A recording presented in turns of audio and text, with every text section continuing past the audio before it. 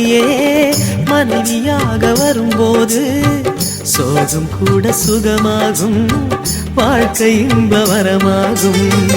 உன் வாழ்வில் செல்வங்கள் எல்லாம் ஒன்றாக சேர்ந்திட வேண்டும். பூவே உன் புன்னகை என்றும் சந்தோஷம் தந்திட வேண்டும். ஆசை காதல் கைகளில் சேர்ந்தால் வாழ்வே சொர்க்கம் ஆகுமே.